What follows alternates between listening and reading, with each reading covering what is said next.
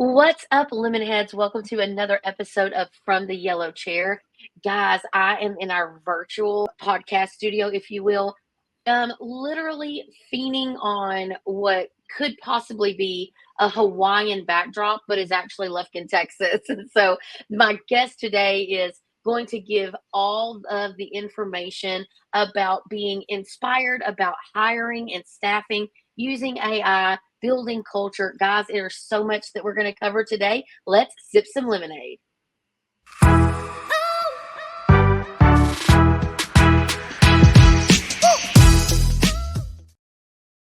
Welcome, guys. Today in the virtual lemonade stand, all the way from Hawaii, is Mr. Paul Sanneman. Now, listen, I don't know if I say Hawaii correctly. My Texan will show. Yeah, Texas sounds always sexy anyway. Hawaii is fine. We're good. Good. Well, Paul and I actually met because I was on his podcast. And then we were like, hey, you should get on our podcast. Guys, so much industry knowledge that Paul shares. It is so good to listen to him as such a valued resource when all of us are really trying to kick our way through the staffing shortage, if you will, coming up with a source. So, Paul, tell us a little bit about yourself. Like, why should anyone care what you have to say? That's a really good question. Well, first place, I hate to say it, I've been coaching for 50 years. That makes me like a really old guy. I hate to say that. I personally worked with 2,000 to 3,000 contractors over that time. Long time, right? And what happened was I've been doing this for ages, and then I could usually get contractors from like $1 million to 20 million. I was really good at marketing and stuff. But the problem was about 4 or 5 years ago, I could build companies, but they couldn't find the employees. And so building a company without finding employees doesn't really help you much, right? Right. So I said, okay. So my first idea, Crystal, was I'll find all the best practice. I found the best software, the best assessments. I did some research, found all the really cool software they should use. I gave it to my clients and they totally screwed it up because they didn't have the time to do it, right? It was like, it's like no time for time management. So I said, fine. So I put a guy in my garage and I said, look, I just want you to use all the cool stuff I found and just do recruiting for my coaching clients. That was my original intent. Fast forward 4 or 5 years. We now have 35 people on the team. We've hired 2,000 to 3,000 people in the last 4 years. The cool news is we got a 95% success rate. Normal construction's 50.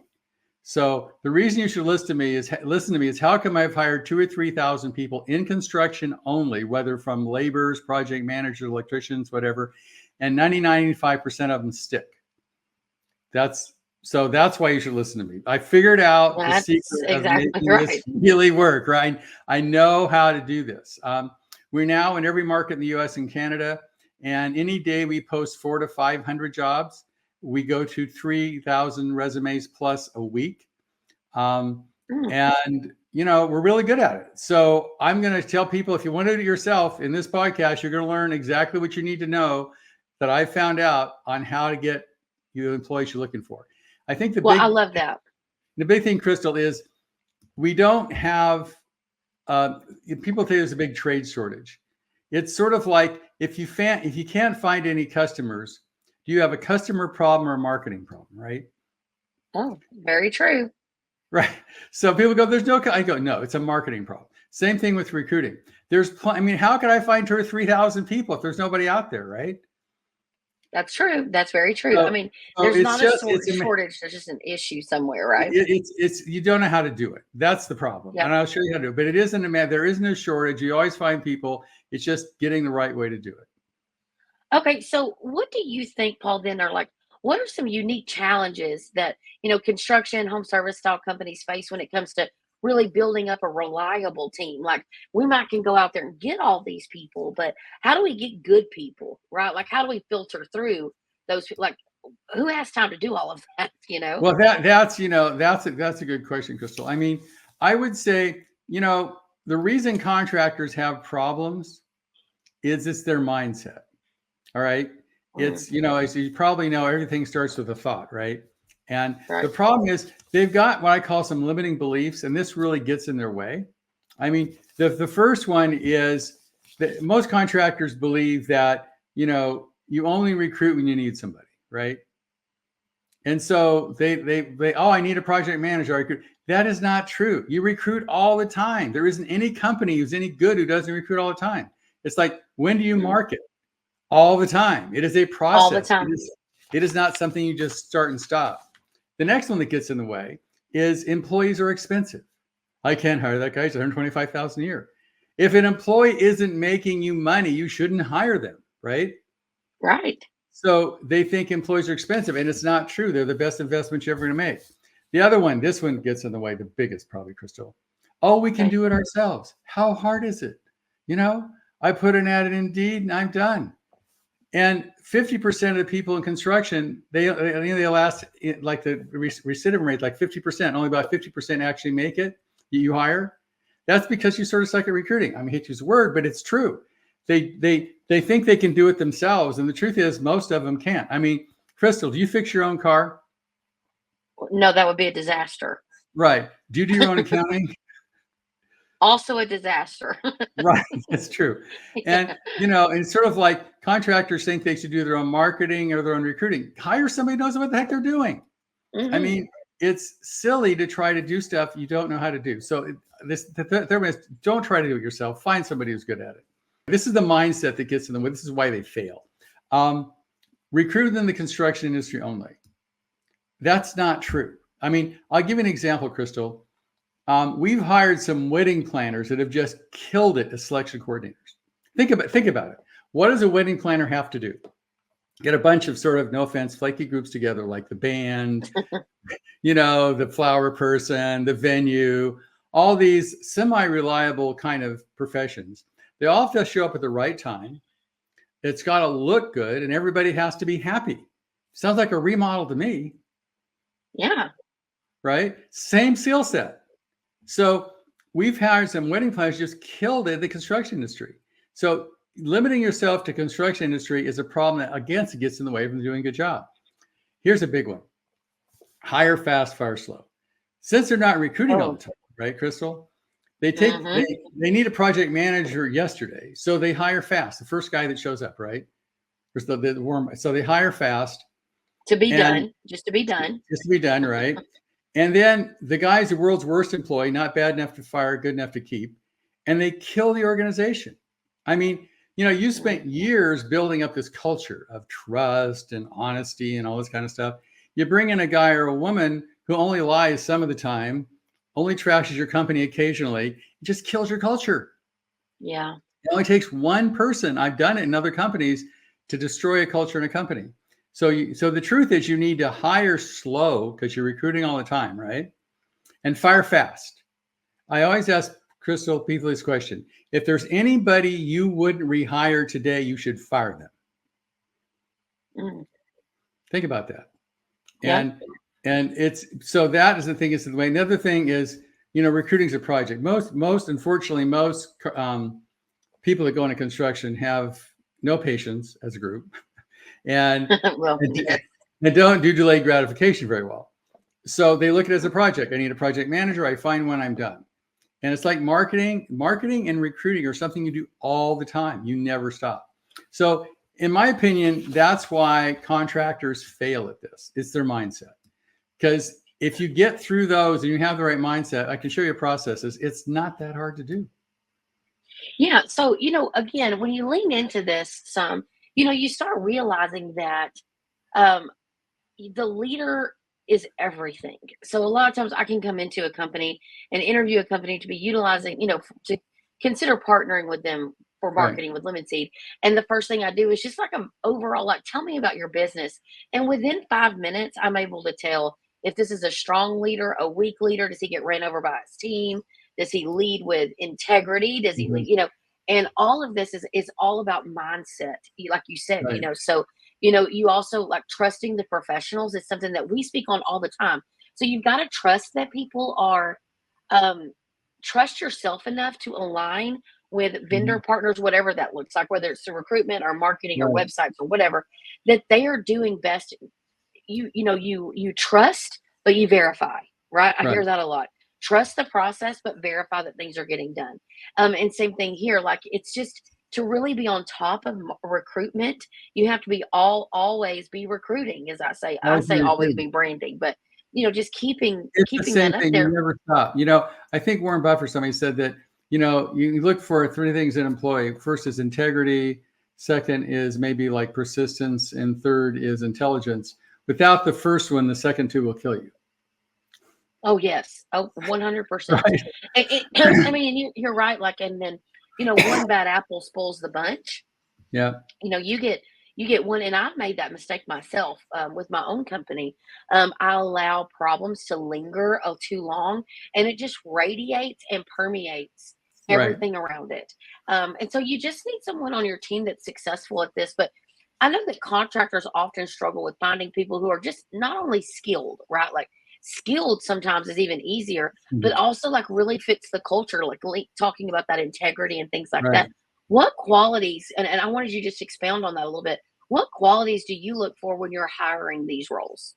Well, we have sort of a secret tool, which I'll share with you later or can now. We use assessments. All right.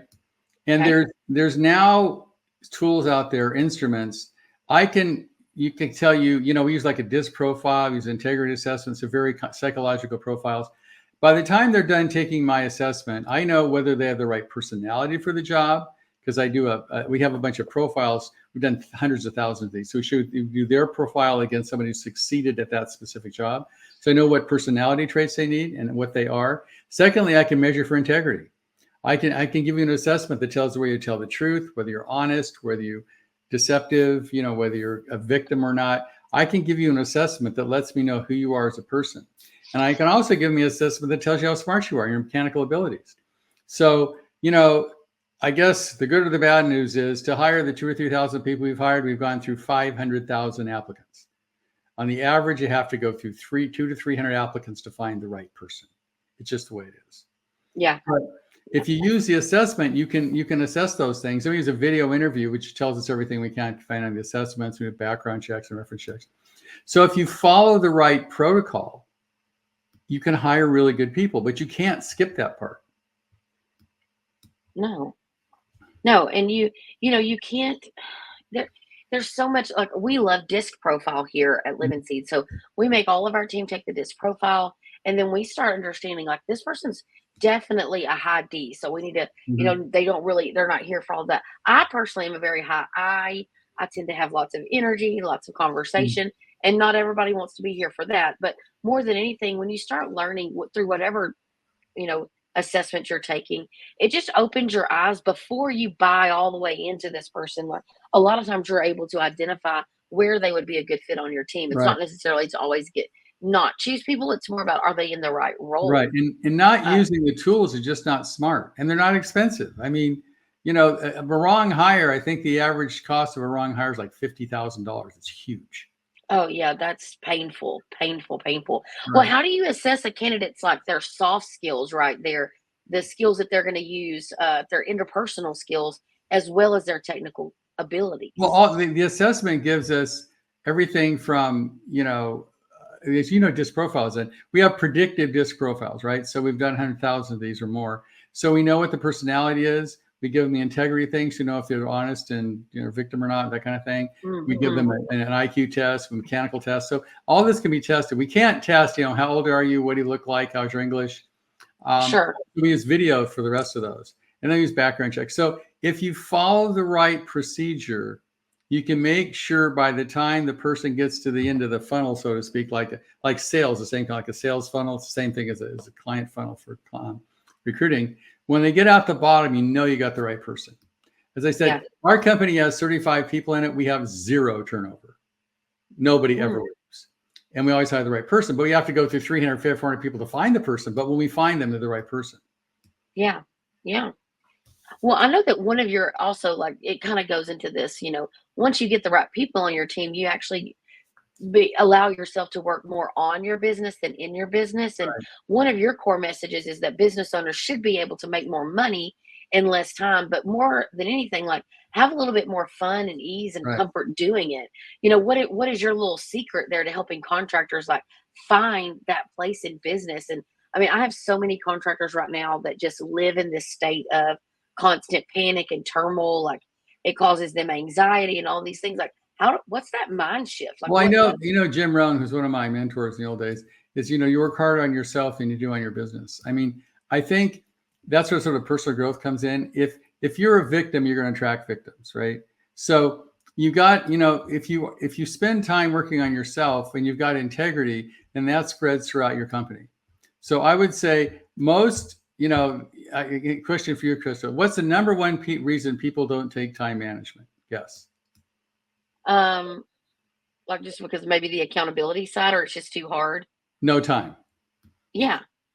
Right. Yeah. So, I mean, it's the same kind of thing. It's like, there's all these systems out there, and I can go through how to do it specifically, but if you work on yourself and you've got integrity, you can do your job in 40 hours a week. If you're working over 40, 50 hours a week and you haven't got balance in your life, that's your fault.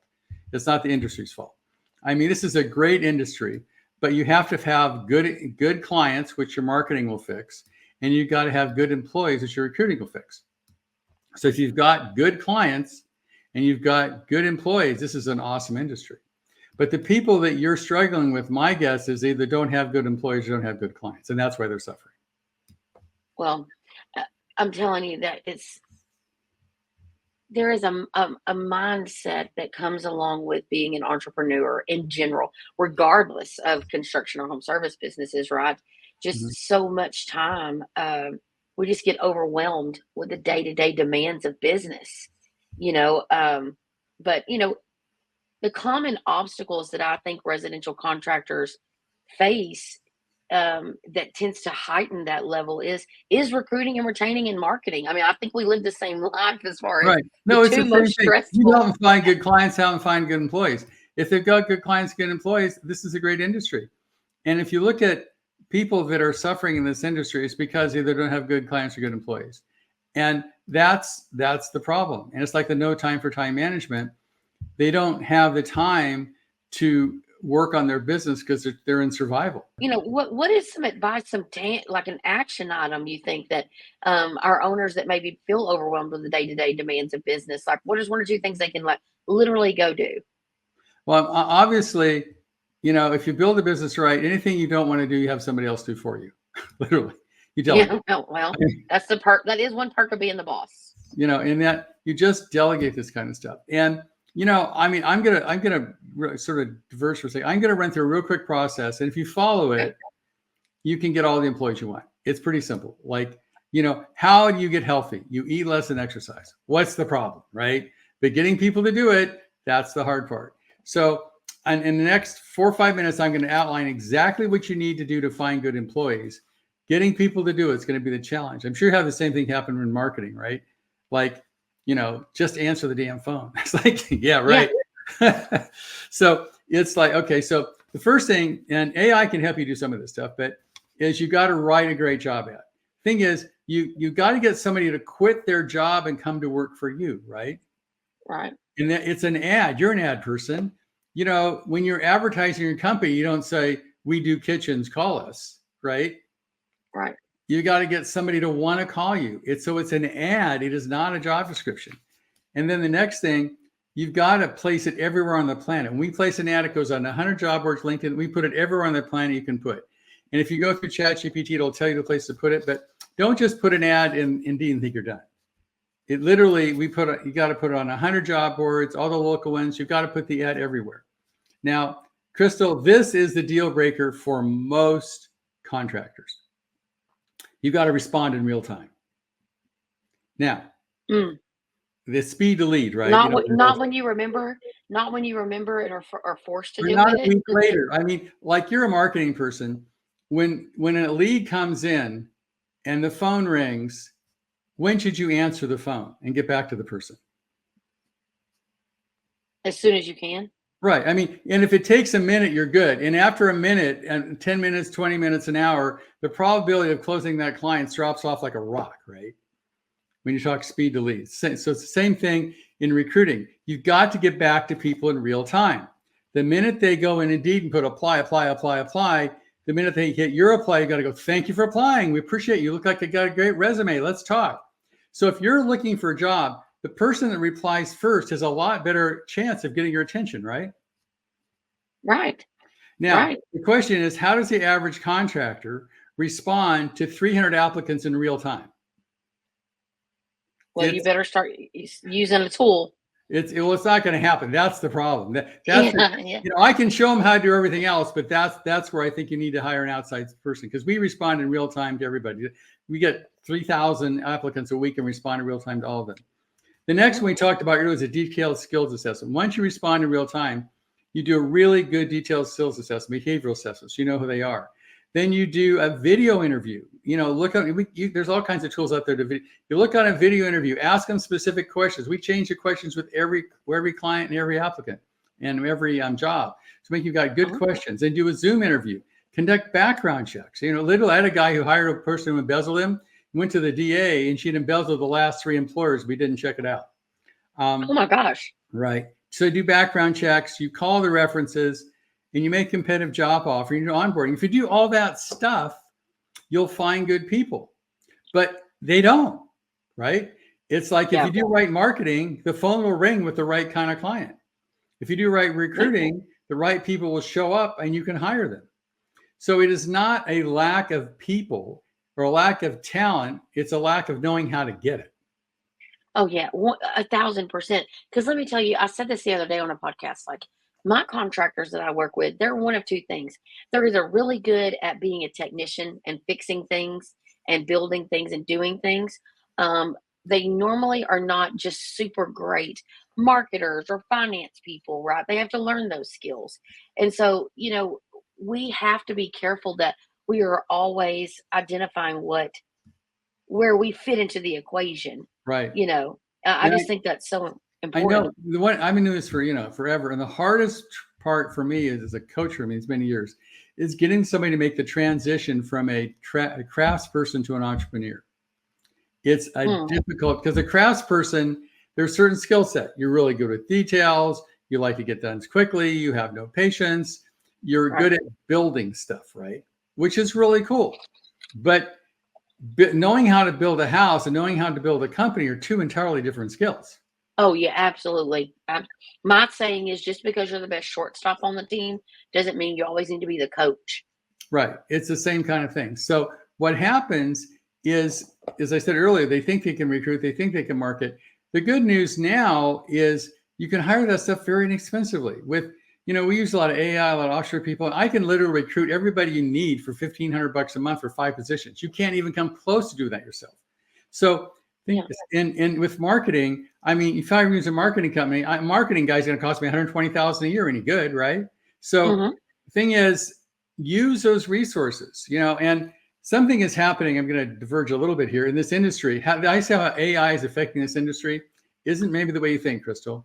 What's happening is, sure, I can go to AI and say, I'm hiring a lead carpenter. I have a $3 million remodeling company in Kansas City. I want the KPIs, the job ad, where to put it. I can list them everything I want. It takes about 45 seconds, and ChatGPT will do the whole thing for me. Boom, done. What ChatGPT won't do is call them back in real time. So that's much easier to do than it used to be. But what's happening is AI is disrupting a lot of our industries. I believe in the future, on your phone, your doctor, your attorney, anybody you're asking for information for money is going to be virtually nothing. It's like music used to cost money, right? I have this huge CD collection. Now for $10 on Spotify, you can get pretty much all the music you want, right? Yeah. So it's changing. AI automation changed industry. What's happening in construction is, since all those other industries are getting disrupted, there's hundreds and hundreds of billions of dollars are now coming into construction. And what they're doing is they're buying companies like roofing companies, those kind of companies. They're doing roll-ups because they're doing what I call the Walmartization of construction. Remember the old days when they had a downtown drugstore, a little department store, your little downtown had all these services, right? Right. And what happened is they said, I can't find any good people. I can't find any customers. And they kept complaining about how it wouldn't work.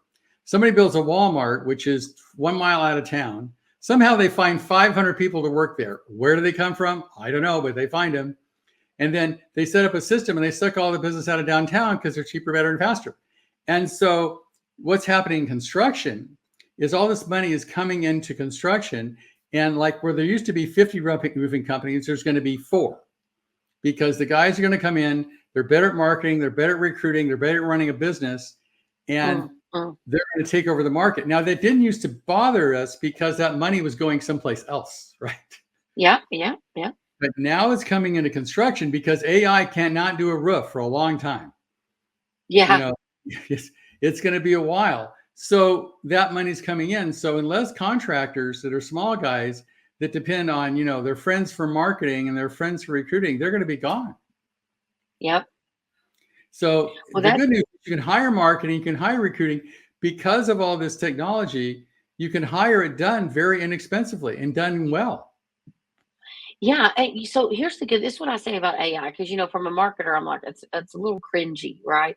But AI is a tool. It's not a replacement, right? It's a resource. So you need to learn how to deploy it where it doesn't impact your brand or your your recruitment strategy, where everything becomes so robotic that we take the humanization out of those things. Well, do you have 6? I was reading something the other day. Let's dive into the 6 hiring realities that you have.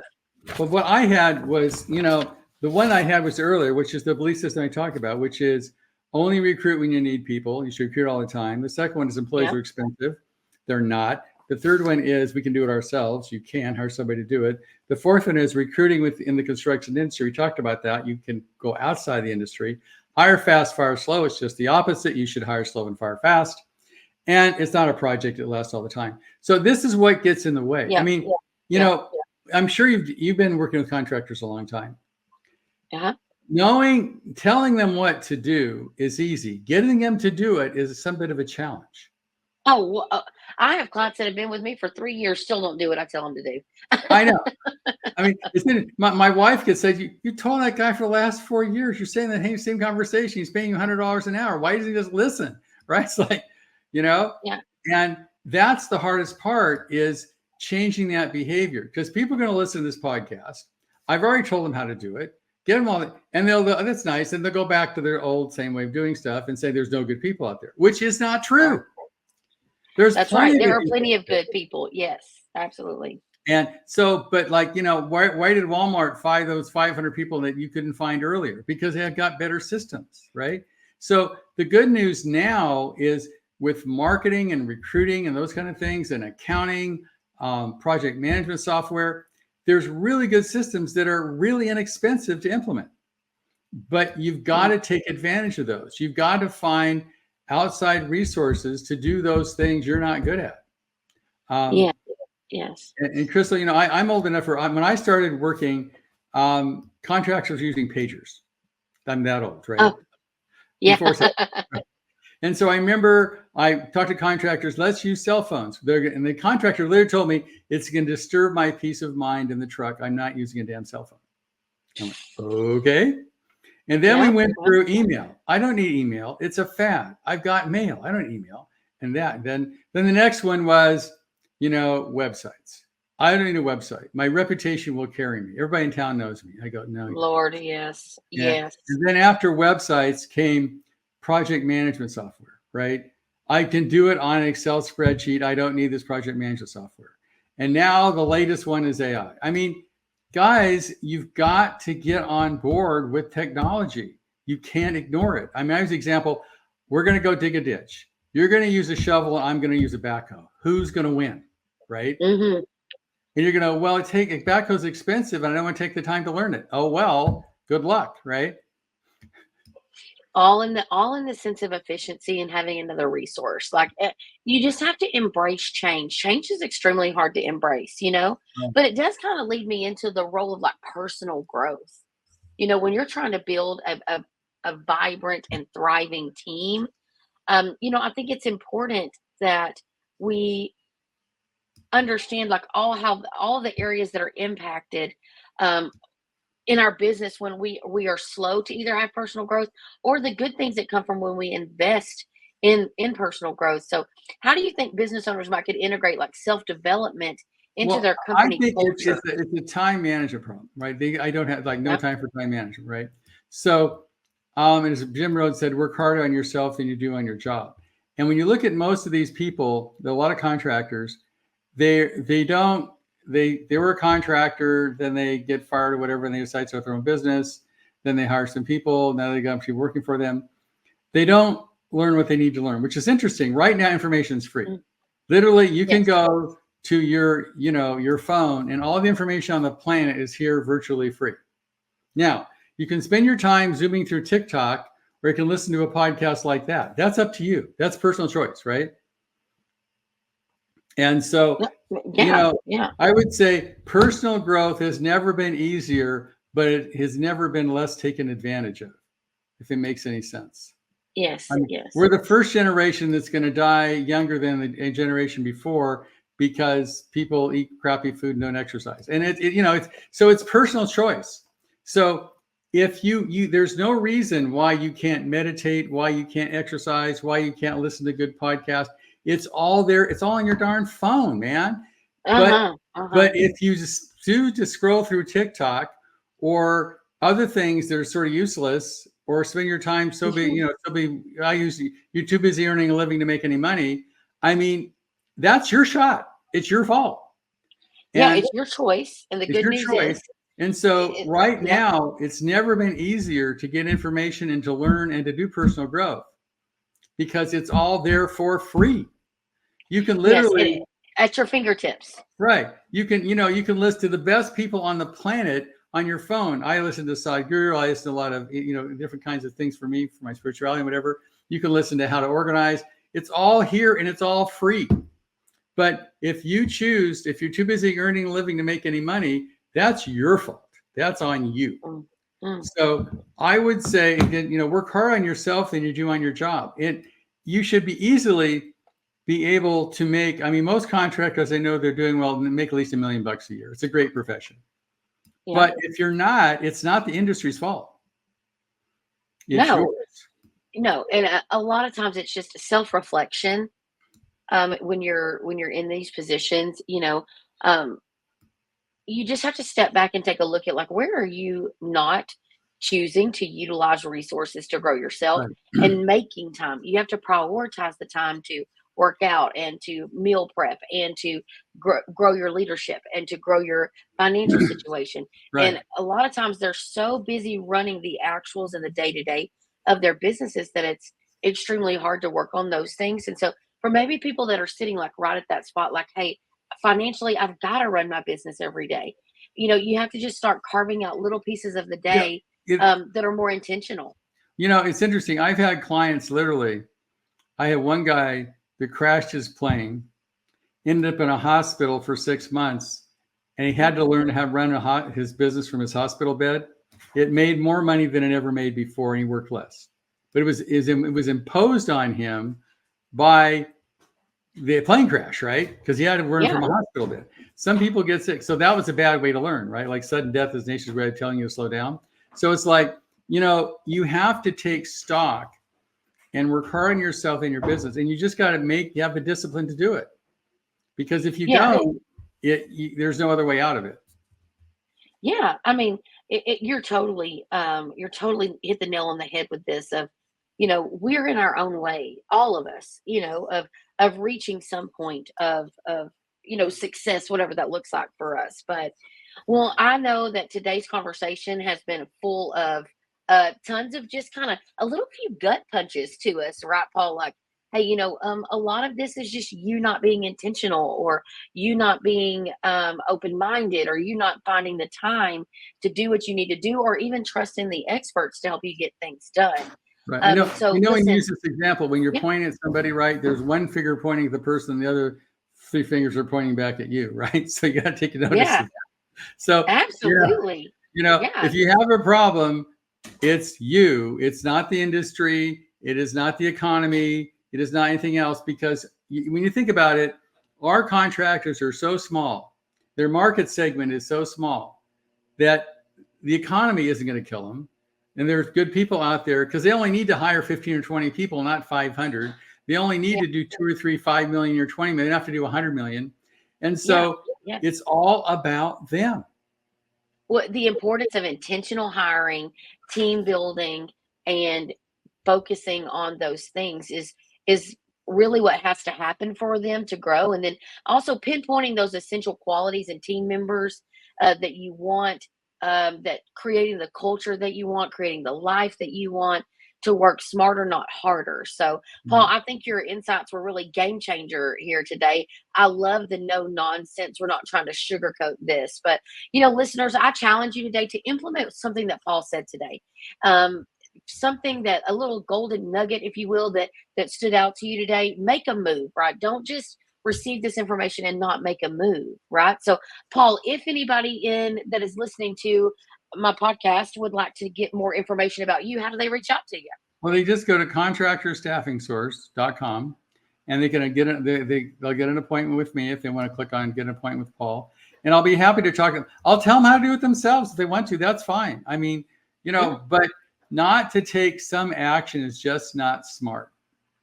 Absolutely. Listeners, thank you so much. I want you to take action. Don't go another day without making moves towards creating a strategy and an implementation plan for a great hiring plan. Get your culture right, get your mind right, get your personal self together so that you can really grow and earn money from the business that you've worked so hard to do. So, well, Paul, thank you so much for Thank you very joining much me for having today. me. I appreciate being here. Absolutely. Well, listeners, thank you so much for listening to another episode of From the Yellow Chair. Again, if you loved it, I want to hear about it. Give us a follow. Make sure you're following us on social media. Leave us a review. If you love us the most, you'll leave us a review. So thanks, Right. guys, for sipping some lemonade with us. We will all see you next time. Thanks you.